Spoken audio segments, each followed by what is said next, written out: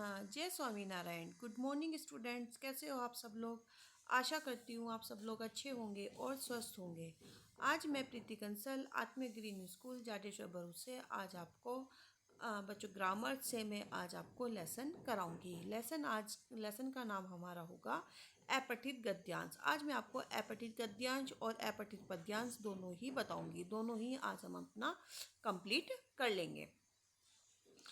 तो आज मैं आपको पहले अपठित गद्यांश बताती हूँ, फिर उसके बाद अपठित पद्यांश बताऊंगी। तो आज अपठित गद्यांश क्या होता है। अपठित गद्यांश कि अपठित मीन्स कि जो आपका पढ़ा हुआ नहीं है, जो आपने नहीं पढ़ रखा है। गद्य मीन्स कि कहानी हो, कोई उपन्यास, कोई आपका जो लेसन होता है वो गद्य के रूप में आता है, जो पैराग्राफ में होता है। और पद क्या होता है कि जो गद्य होता है कि कहानी के रूप में होता है, और पद होता है कि जो दोहे के और आपके छंद के, सोठे के, उसके रूप में जो आता है, जो कविता के रूप में होता है उसको पद कहते हैं। और गद्य जो कहानी के रूप में होता है उसको हम क्या कहते हैं, गद्य कहते हैं। तो जो गद्य से लिया गया हो, जो गद्यांश मतलब जो गद्य के कुछ अंश लिए गए हों उसको गद्यांश कहते हैं। गद्यांश में क्या करना होता है कि आपका पठित और अपठित दो तरह के गद्यांश होते हैं। पठित गद्यांश वो होता है कि जो आपने पढ़ रखा है, आपका जो लेसन है उस लेसन में से आपने वो लेसन रीड किया है, उस लेसन में से आपने पढ़ रखा है और पढ़ा हुआ वो लेसन आपको दिया जाता है। फिर उसमें से आपको क्वेश्चन आंसर्स आपको छांट कर लिखने होते हैं। वो आपका पठित गद्यांश होता है। लेकिन अपठित वो होता है कि जो आपने पढ़ नहीं रखा, किसी और बुक से आपने ले रखा है।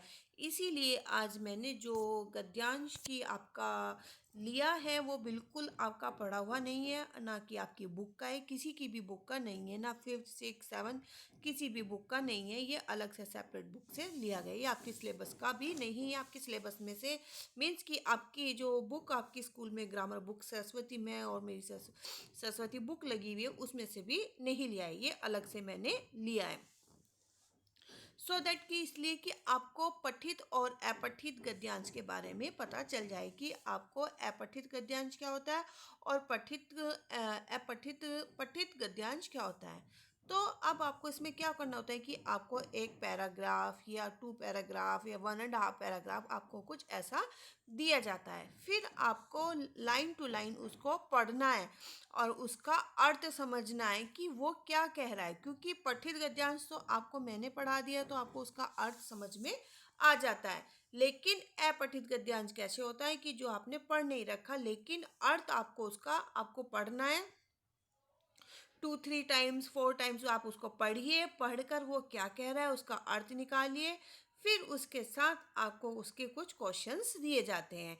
4 5 क्वेश्चंस होते हैं उसमें। आपका वो मल्टी चॉइस क्वेश्चन भी हो सकते हैं, वो आपके लिख शॉर्ट क्वेश्चंस भी हो सकते हैं, वो आपका फिल इन द ब्लैंक्स भी हो सकते हैं, वो ग्रामर से रिलेटेड भी हो सकते हैं। वो अलग अलग अलग तरह के टाइप के क्वेश्चंस आते हैं, वो आपको करने होते हैं। सॉरी, कुछ उसमें आपको ऐसा भी क्वेश्चन पूछ लिया जाता है कि उसका शीर्षक बताइए, या उसमें से ये पूछ लिया जाता है कि अगर इसमें शब्द आया हुआ है आशा, तो आशा का दूसरा मतलब क्या होता है, यानी कि पर्यायवाची क्या होता है आशा का। फिर आपका अंकुश का क्या अर्थ होता है, अंकुश का अर्थ बताइए। तो ऐसे कुछ भी आप पूछ सकते हैं, या पूरी लाइन का क्वेश्चन बनाकर भी पूछ सकते हैं कि जनता जागरूक होना क्यों आवश्यक है, जनता का जागरूक होना क्यों आवश्यक है। ऐसा भी कोई क्वेश्चन बनाकर पूछ सकते हैं। और ऐसे ही बहुत सारे क्वेश्चंस बनाए भी जा सकते हैं। तो इसीलिए आपको जो गद्यांश दिया गया है, जो पैराग्राफ दिया गया है, तो आपको क्या ध्यान रखना है और आपको वो अच्छे से रीड करना है, अच्छे से पढ़ना है, और फिर आपको उसका अर्थ निकालना है कि ये क्या कह रहा है गद्यांश। फिर उसके जो क्वेश्चन आंसर्स हैं वो क्वेश्चन आंसर आपको अपनी लैंग्वेज में कुछ शब्द जोड़कर, कुछ शब्द घटाकर, उसमें से कुछ हिंट्स जो पैराग्राफ दिया गया, ऐसा नहीं है कि जो गद्यांश दिया गया है तो सारे क्वेश्चंस आपको उसी में से ही लाइन टू लाइन मिल जाए, नहीं ऐसा नहीं हो सकता। कुछ आपको अपनी तरफ से भी ऐड करने पड़ेंगे। कुछ आपको अपनी तरफ से ऐड करके कुछ पैराग्राफ में से लेकर तब आप क्वेश्चंस अपना जो क्वेश्चंस को ध्यान से पूछा जा रहा है उसका आंसर आपको लिखना होता है। एग्जैक्ट आपको उसका अर्थ बताना होता है कि ये जो क्वेश्चंस पूछ रहा है इसका अर्थ क्या है, चाहे वो कम से कम शब्दों में भी हो। आप अपने शब्दों में जब भी आप सोचते हो, कोई ऐसा नहीं है कि आपको परफेक्ट लैंग्वेज में आपको लिखना है, ऐसा नहीं, जो भी आप उसके बारे में सोचते हो वो आपको लिखना होता है। तो ये था गद्यांश के बारे में जो मैंने बताया। गद्यांश के बारे में अब बताया मैंने। अब आपके सामने में एक गद्यांश मैंने की पीडीएफ लगाई है। अब इस गद्यांश को मैं आपको पढ़कर बताती हूँ। ठीक है, कुछ को नहीं समझ में आ रहा तो ये है यहाँ पे जनता के पास। मैं इसे लिख के बताती हूँ। क्या है? जनता है वो।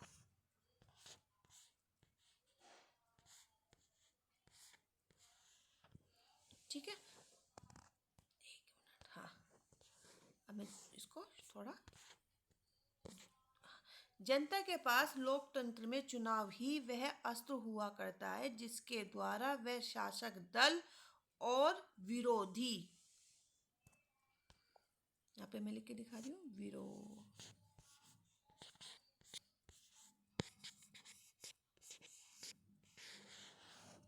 विरोधी दल, विरोधी दल जिसके द्वारा वह शासक दल और विरोधी दल दोनों पर अंकुश और नियंत्रण लगाए रख सकती है। ठीक है, जनता क्या कह रहा है कि जनता के पास लोकतंत्र में चुनाव ही वैसा कि जो जनता है, आम जनता है, आप हो, मैं हूँ, हम एक आम जनता है, नॉर्मल पर्सन है, कि हमारे पास एक ऐसा चुनाव यानी कि इलेक्शन ही हमारे पास एक ऐसा वेपन होता, हथियार होता है जिसके द्वारा शासक दल की जो हमारे ऊपर कंट्रोल करता है, जो गवर्नमेंट है वो, और आपका विरोधी दल जो आपका विरोधी पार्टी है, जो आपकी अपोजिट में जो पार्टी खड़ी है वो, उन पर दोनों पर आप अंकुश और नियंत्रण कर सकते हो, आप उन दोनों को कंट्रोल कर सकते हो। पर अपने इस अचूक अस्त्र के प्रयोग के लिए लोकतंत्रीय व्यवस्थाएं वाले देशों में जनता का सभी प्रकार से जागरूक तथा सावधान होना बहुत आवश्यक हुआ करता है। लेकिन जो हमारे पास ये अचूक अस्त्र है, यानी कि जो ये बहुत अच्छा सा जो हमारे पास हथियार है, बहुत डिफरेंट जो हथियार का प्रयोग लोकतंत्रीय व्यवस्थाएं वाले देशों में, जो जहाँ पे लोकतंत्रीय व्यवस्थाएं हैं उस देश में जनता का सभी प्रकार से जागरूक, कि आपको उसके लिए हम सबको बहुत जागरूक तथा अलर्ट होना चाहिए, केयरफुल होना बहुत ही आवश्यक है। जैसे अगर हमारे पास ये हथियार अगर है तो उस देश के लोगों को बहुत ही जागरूक, अवेयरनेस और अलर्ट होना चाहिए। सामाजिक और राजनीतिक आदि सभी पहलुओं से जागरूक जनता ही चुनाव के माध्यम से देश या प्रांतों के शासन में ऐसे व्यक्तियों को भेज सकती है। सामाजिक और राजनीतिक यानी कि आपका जो सोशल है, सोशल और पॉलिटिकल दोनों के पहलुओं को के बारे में जानकारी, जनता को इन दोनों के पहलुओं के बारे में जानकारी होनी चाहिए। अगर वो इसको जानकारी रहेगी तो वो चुनाव के माध्यम से यानी कि इलेक्शन के माध्यम से देश या प्रांतों के प्रशासन में, यानी कि जो उन्हें अगर वो अवेयर रहेगी उनके चुनाव के माध्यम से, उससे जो प्रशासन है यानी कि जो आपकी यहाँ पे सरकार चलती है, ऐसे व्यक्तियों को, ऐसे अच्छे व्यक्तियों को भेज सकती है चुनाव के माध्यम से। अगर हम इन सब चीज़ों के बारे में जानकारी अगर हमें, तो एक अच्छा इंसान चुनने के लिए हम क्या कहते हैं कि चुनाव के माध्यम से एक अच्छा इंसान चुनेंगे, और एक अच्छा व्यक्ति चुनने के बाद प्रशासन ऐसे व्यक्तियों को भेज सकती है जो वास्तव में ना हित स्वार्थों से ऊपर उठकर जन सेवा के कार्य में रुचि रखने वाले हो, जो रियली में ही बिना स्वार्थ के, जिनका कोई अपना स्वार्थ नहीं है, तो जनता की सेवा के कार्यों में लगे रहेंगे। जो त्याग और बलिदान की भावना से भरकर जनता और राष्ट्रहित को सर्वोच्च मनवाने और उसमें ऐसा सबक कर और ऐसा सब कर सकने की शक्ति और क्षमता भी पूर्ण रूप से विद्यमान हो। और जो त्याग और बलिदान की बात, जिसके अंदर त्याग, जो निस्वार्थ हो, त्याग की भावना हो और बलिदान की भावना जिसके अंदर हो, से भरे हुए वे जनता के लिए और राष्ट्र के हित के लिए ही, ऐसा राष्ट्र के हित के लिए कि वो हमें अपने देश को अच्छा करना है, हमें अपने देश को ऊंचा उठाना है, उस भावना से ही वो ऐसा कर सकते हैं, सर्वोच्च बना सकते हैं, अच्छा बना सकते हैं। उनमें उनमें ऐसा सब करने की शक्ति होनी चाहिए, ऐसा उनमें दृढ़ विश्वास होना चाहिए, ऐसी उनमें कैपेबिलिटी होनी चाहिए, वो पूर्ण रूप से होनी चाहिए उनके अंदर। किन लोगों के अंदर होनी चाहिए? जो निस्वार्थ हैं, जो त्याग की भावना रखते हैं, जो बलिदान की भावना रखते हैं, जो जन कार्यों में, जो जनता की सेवा के कार्यों में रखने की रुचि रखते हैं, ऐसे लोग। इस जागरूकता और सावधानी के अभाव में चुनाव एक नाटक और लोकतंत्रीय खिलवाड़ बनकर रह जाया करते हैं। और इस जागरूकता और सावधानी, जब जब ये ना तो जागरूकता हो और ये जब ये सावधानी ना नहीं होती है, उनका अभाव होता है, तब चुनाव केवल एक फॉर्मेलिटी बनकर रह जाते हैं, एक नाटक बनकर रह जाते हैं। जो लोकतंत्र, यानी कि जो हमारा लोकतंत्र है, जो हमारा संविधान है, जहाँ पर हम अपना देश में अपना हम यहाँ के नागरिक हैं और वहाँ पे हमें अपना नेता चुनने का अधिकार होता है, उसका एक खिलवाड़, यानी कि एक मजाक बनकर रह जाते हैं, और इसके अलावा और कुछ नहीं। अगर हम लोग अवेयर नहीं है, कौन अवेयर नहीं है? मैं, आप, हम लोग, जो आम जनता है, क्योंकि हमारे जो अधिकार है, जो हमारा चुनाव डालने का अधिकार है, वो हमारे चुनाव के माध्यम, हमारी जो वोट होती है, उसी से ही एक नया एमपी, एमएलए, एमपी जो चुने जाते हैं, या फिर आपका चीफ मिनिस्टर चुना जाता है, या आपका राज्य गवर्नर चुना जाता है, राष्ट्रपति, प्राइम मिनिस्टर, ये सब जो जो है, ये हमारे वोट के आधार पर ही चुना जाता है। तो हमें जो चुनना चाहिए, हमें अच्छी पार्टी के लोगों को चुनना चाहिए, चाहे वो अच्छी पार्टी कोई भी है। और अच्छी पार्टी हम कब चुनेंगे? जब हमें उसके बारे में पता होगा, हम जागरूक होंगे, हम अवेयर होंगे, हम सावधान होंगे, हमें उनकी अच्छाइयों के बारे में पता होगा, हमें बुराइयों के बारे में भी पता होगा। हमें उसके लिए क्या करना होगा? हम आम जनता को डेली अपना अपडेट हमें रखना होगा कि आज इस बंदे ने ये काम किया, आज इस सरकार ने ये काम किया, इसके ये बेनिफिट्स हैं, इसके ये लॉस हैं, ये आज ये काम नहीं करी, ये करने के बाद, क्योंकि ये तो आपको पता होगा, और नहीं भी पता है तो मैं आपको बता देती हूँ कि एक बार जो इलेक्शन के माध्यम से जो चुना जाता है, इलेक्शन के माध्यम से चुनने के बाद, और अगर हमने उसको अपना चीफ मिनिस्टर, अपना गवर्नर जो भी चुना है, वो 5 साल के लिए रहता है। 5 साल उसी का ही राज चलता है, उसी का ही शासन चलता है। 5 साल तक हमें उसी के रूल्स फॉलो करने पड़ते हैं। सपोज करो वो हमने अच्छा डिसीजन लिया तो वो हमारे लिए बेनिफिशियल हो जाता है। सपोज हमने गलत डिसीजन ले लिया, किसी के कहने में आ गए, तो हमने वो गलत डिसीजन ले लिया, तो वो गलत डिसीजन हमारा 5 साल तक हमें उसका फेस करना होता है। लेकिन अगर हमने एक बार गलती कर ली है, तो नेक्स्ट टाइम हमें 5 साल के लिए हमें टाइम मिला है, 5 साल हमें ऑब्जर्व करना चाहिए कौन कितना अच्छे से कर रहा है। तो नेक्स्ट ईयर हमें अच्छे से अपना वोट का यूज़ करते हुए अच्छे लोगों को देना चाहिए। तो इस गद्यांश में यही बताया गया है कि हमें आम जनता के पास भी अपना एक ऐसा हथियार होता है, और उस हथियार का नाम है चुनाव। उसके माध्यम से ही हम शासक दल और विरोधी दल दोनों पर अंकुश लगा सकते हैं। अगर हम अवेयर हैं, हम सावधान हैं, हमें उन सब चीज़ों के बारे में पता है जो सामाजिक और राजनीतिक हमारे सराउंडिंग हो रही है। ठीक है, तो ये था गद्यांश। अब इस गद्यांश से रिलेटेड क्वेश्चन आंसर है। तो इसमें क्या कह रहा है? प्रस्तुत गद्यांश, फर्स्ट क्वेश्चन आप देखिए, देखिए, प्रस्तुत गद्यांश के उपयुक्त शीर्षक दीजिए। जो ये गद्यांश है, इसमें क्या आप शीर्षक दोगे? सबका अपना अपना शीर्षक अलग अलग रहता है, कोई ऐसा नहीं कि कोई कुछ। तो मैं इसमें क्या शीर्षक दूंगी? इसमें तो मैं ये शीर्षक दूंगी कि जनता, इसमें जो शीर्षक दिया जा रहा है वो जनता और लोकतंत्र के बारे में बताया जा रहा है। तो इसका शीर्षक हम क्या देंगे? इसका शीर्षक चुनाव।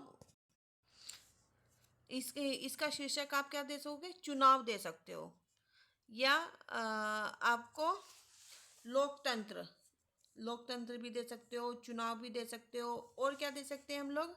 अ, उम,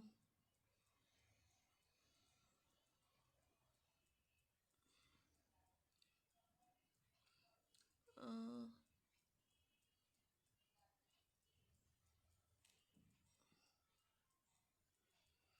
जनता की जागरूकता भी दे सकते हैं, जनता की जागरूकता। और सही, सही सही शासक दल का चुनाव, ये भी दे। तो ऐसा बहुत सारे आप शीर्षक कोई भी आप इसके दे सकते हो। नेक्स्ट है, लोकतंत्र में जनता के पास चुनाव एक अस्त्र के समान किस प्रकार है? अब ये कह रहा है, ये जो लोकतंत्र है, लोकतंत्र में जनता के पास चुनाव एक अस्त्र के समान है, वो किस प्रकार है? वो किस प्रकार है? अभी ये क्वेश्चंस इसमें आपको नहीं मिलेगा, लेकिन मैंने आपको अर्थ समझाया है, तो वो अर्थ अगर आपको समझ में आया होगा तो उसको हम बना कर लिखेंगे कि लोकतंत्र में जनता के पास चुनाव एक अस्त्र के समान इस तरह है कि जनता के पास एक चुनाव का हथियार, चुनाव का अस्त्र होता है, उसी के माध्यम से ही वो अच्छा शासक दल या उम,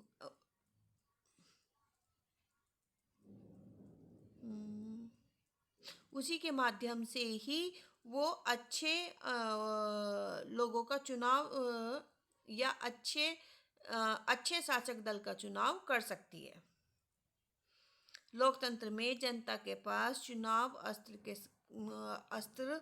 के समान चुनाव के समान किस प्रकार है? तो वो आप ऐसे लिखोगे कि अस्त्र के समान इस प्रकार है कि जनता चुनाव के माध्यम से ही अच्छे शासक दल का चुनाव करती है। ऐसे भी लिख सकते हो कि जनता जो उपयुक्त उम्मीदवार उम्मीदवार होते हैं, उपयुक्त जो कैंडिडेट खड़े होते हैं, उनको अपना वोट देकर अपना जो कार्रवाई है वो सही से कार्रवाई की जाए, और शासक और विपक्षी दल पर इसी अस्त्र से वो नियंत्रण कर सकती है। और जहां सत्ता भूल गई है कि वहीं जनता अपने अचूक अस्त्र का प्रयोग करके शासक को सड़क पर लाकर खड़ा कर सकती है, कि इसी के माध्यम से ही, क्योंकि अस्त्र ही, चुनाव ही के माध्यम से वो अपना सब कुछ, हाँ, कर सकती है, कि अपनी वोट देकर अच्छा उम्मीदवार चुनना, अच्छा शासक दल चुनना, चुनाव के माध्यम से ही कि शासक अच्छे से कार्रवाई कर रहा है उस पर ठीक कार्रवाई को ठीक प्रकार चलवाना, शासक और विपक्षी दल पर इसी अस्त्र से नियंत्रण करना। ठीक है, तो इस तरह से आप ये पैराग्राफ का ये क्वेश्चंस का ऐसे आंसर्स लिख सकते हैं। नेक्स्ट है, जनता का जागरूक होना क्यों आवश्यक है? जनता का जागरूक होना क्यों आवश्यक है? तो जनता का जागरूक होना इसलिए आवश्यक है कि जागरूक जनता ही प्रशासन के लिए ऐसे व्यक्तियों का चयन करती है जो निजी स्वार्थों के से ऊपर, जो निजी स्वार्थ के लिए नहीं, से ऊपर उठकर सर्वहित, जनता के हित के लिए और राष्ट्र के हित के लिए सोचते हैं, जो अपना राष्ट्र के हित के लिए और उसे सर्वोच्च बनाने के लिए अपना त्याग और बलिदान की भावना से अपना त्याग और बलिदान की भावना से ही उसको सर्वोच्च उठाने में लगे रहते हैं। ठीक है, ऐसे आप इसका आंसर लिख सकते हो। नेक्स्ट है, जनता की असावधानी के कारण लोकतंत्र को क्या नुकसान हो सकता है? जनता की जो असावधानी थी उसके कारण लोकतंत्र को क्या नुकसान हो सकता है? तो यदि जनता से चुनाव के समय थोड़ी भी चूक हो जाती है, जब चुनाव होते हैं। हाँ, जब चुनाव होते हैं तो अगर उसमें चुनाव करते समय जनता से थोड़ी चूक हो गई, थोड़ी गलती अगर हो गई, तो भ्रष्ट और स्वार्थी लोगों का चयन हो जाता है और हमारे देश की सत्ता उनके हाथों में आ जाती है। तब ये शासक हम पर पतन करने लगते हैं, जुल्म करने लगते हैं और ये पतन की ओर चला जाता है, यानी कि ये गड्ढे में चला जाता है, यानी कि ये उसको लोकतंत्र को नुकसान पहुंचता है। ठीक है, तो ये था हमारा अपठित गद्यांश की जो मैंने आज आपको बताया और आपको समझ में भी आया होगा। अब मैं आपको बताती हूँ अपठित पद्यांश। अपठित पद्यांश क्या होता है? और अपठित पद्यांश आप यहाँ पे देखिए। अपठित पद्यांश जैसे कि मैंने आपको बताया कि ये कविता के रूप में होता है। कविता का कोई भी पद दे दिया जाता है उसमें से, ठीक वैसे ही जैसे गद्यांश में क्वेश्चन आते हैं, ठीक ऐसे ही पद्यांश में भी आते हैं। उसके आपको वही बार बार अर्थ समझना है, पढ़ना है, लिखना है, फिर उसके बाद आपको करना है। तो क्या है, जैसे पढ़ के मैं आपको बताती हूँ।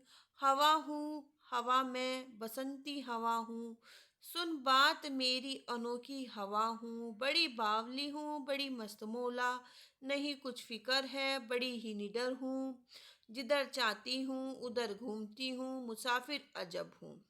अब हवा है, हवा के बारे में कहा गया है। तो क्या कवि कह रहा है कि हवा हूँ, हवा कि मैं हवा हूँ, वायु हूँ, बसंत हवा, बसंत की हवा हूँ, सुन बात मेरी अनोखी हवा हूँ।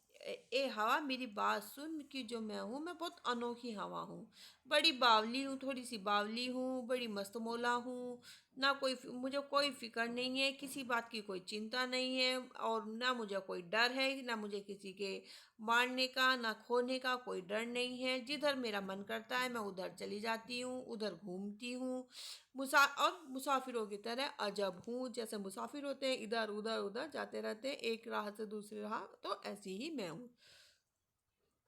ना मेरा घर बार है, ना मेरा कोई घर है, ना कोई मेरा बाहर, ना मेरा कोई उद्देश्य है कि मुझे लाइफ में ये करना है, वो करना है, मुझे आज होमवर्क कंप्लीट करना है, आज मुझे स्कूल जाना है, ऐसा ऐसा भी कुछ नहीं है। ना कोई इच्छा, ना कोई मेरी इच्छा है कि अब मुझे बड़े होकर ये बनना है, या मुझे आज आज मेरा पिज़्ज़ा खाने का मन कर रहा है, तो ऐसी भी कोई इच्छा नहीं है। ना कोई आशा किसी की, कोई किसी से कोई आशा नहीं है, कोई उम्मीद नहीं है कि ये मेरा कोई काम कर दे।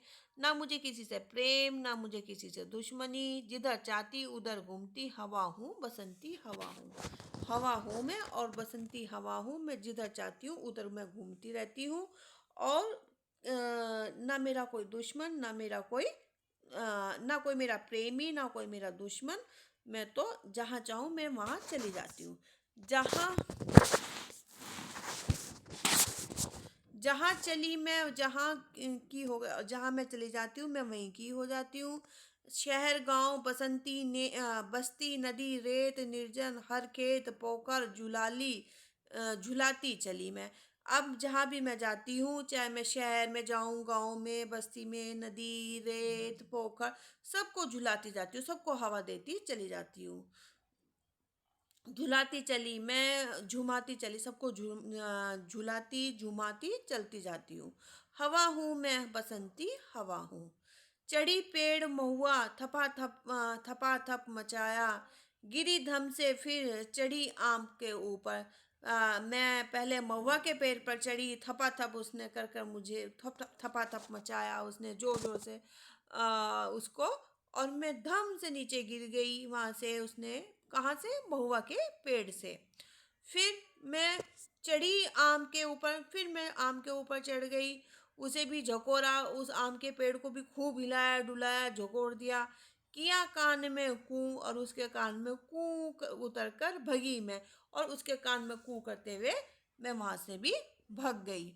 हरे खेत पहुंची वहां गेहूं में लहर खूब मारी, और फिर मैं गेहूं के खेत में गई, फिर मैंने वहाँ पे भी खूब मस्ती करी। वहाँ पे बहुत हवा, लहरों, खूब हवा की जो लहरें थी उसमें खूब मैं खेली, खूब हवा की लहरें ली।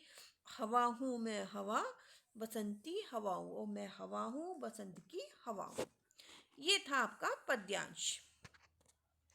अब इस पद्यांश से रिलेटेड क्वेश्चंस है, वो मैं आपको बताती हूँ क्या है। बसंती हवा अनोखी क्यों है? ये कह रहा है कि जो बसंती हवा है वो अनोखी क्यों है? तो बसंती हवा अनोखी क्यों है? क्योंकि वो थोड़ी सी बावली, थोड़ी सी एक क्या क्या है, हाँ, थोड़ी सी बावली, थोड़ी सी, एक नीचे देखिए, हाँ, बावली, थोड़ी सी मस्त मौला, थोड़ी सी बेफिक्र है वो, इसीलिए उसको बसंती हवा अनोखी क्यों है? बसंती हवा अनोखी इसलिए है क्योंकि वो बावली, मस्त मौला, बेफिक्र है। नेक्स्ट क्वेश्चन है, ना घर बार मेरा, एक मिनट यहाँ रखते हैं इसको, ना घर बार मेरा, ना आशा किसी की, से क्या अभिप्राय है, मीन्स क्या अर्थ है? जो ये लाइन है, इस लाइन से क्या अर्थ है? तो बसंती जो हवा है निश्चित होकर इधर उधर घूमती रहती है, निश्चित में का एक मन लगाकर घूमती रहती है, क्योंकि ना तो उसका कोई घर है, ना कोई उसका ठिकाना है, कोई उसका कि भाई कोई घर जाना है, लेट हो गए, अब सबके अपने अपने घर होते हैं, आपका भी मेरा भी, तो हमें घर लौटना है, लेकिन हवा का कोई घर नहीं होता है, इसीलिए कोई उसका कोई उद्देश्य नहीं होता है, उसे तो सीधा, हाँ, उसे तो आगे बढ़ते ही रहना है। तो इस लाइन से मतलब है कि हवा का कोई ठोर ठिकाना नहीं है, कोई घर नहीं है, वो तो निश्चित होकर इधर उधर घूमती रहती है। नेक्स्ट है, शहर गांव रेत पोखर आदि बसंती हवा से कैसे प्रभावित है? जो शहर गांव बस्ती नदी रेत निर्जन आदि को बसंती हवा झुलाती रहती है, और जब बसंती हवा चलती है तो सब तरफ हंसी खुशी फैल जाती है। महुआ और आम के पेड़ पर हवा ने क्या किया? महुआ के पेड़ को झकोरा और आम के वृक्ष पर हवा से हिलने के कारण आवाज करने लगे। गेहूं के खेतों में लहरें उठने लगी। हरे खेत से गुजरती हवा का दृश्य अपने शब्दों में लिखिए। जो हरे खेत से गुजरती हवा है उसका क्या है? तो गेहूं के खेत में लहरें उठने लगी और हवा के झोंकों से लहरें उठती दिख पड़ रही थी। ठीक है, क्या है इसका आंसर? कि गेहूं के खेतों में लहरें उठने लगी और हवा के झोंकों से लहरें उठती दिख पड़ रही थी। ठीक है, तो ये था बच्चों पद्यांश जो मैंने आपको आज बताया। तो मैंने आपको आज अपठित गद्यांश और अपठित पद्यांश दोनों मैंने आपको बताए हैं। अब आपको इस बार मैं आपको अपठित गद्यांश और अपठित पद्यांश की एक्सरसाइज मैं नहीं कराऊंगी। अभी जब हमारी लाइव क्लास होगी तब मैं आपको उसमें हम इसका डिस्कस करेंगे। तो जो आपकी अपठित गद्यांश और अपठित पद्यांश की जो एक्सरसाइज है वो आप लोग अपना आप करने की कोशिश करना। ठीक है, तो आज हमारा अपठित गद्यांश और अपठित पद्यांश दोनों ही हमारे टॉपिक कंप्लीट हो गए हैं, और आई थिंक अब हमारा ग्रामर का भी काफ़ी हद तक सिलेबस कंप्लीट हो गया है। अब हमारा वितान से बचा है, तो मैं वितान से भी आपका कंप्लीट करा दूंगी। ठीक है बच्चों, तो आज की क्लास में अपनी यहीं फिनिश कर रही हूँ। नेक्स्ट क्लास में मैं आपसे फिर मिलूंगी। ओके बच्चों, bye, take care, stay home, stay safe.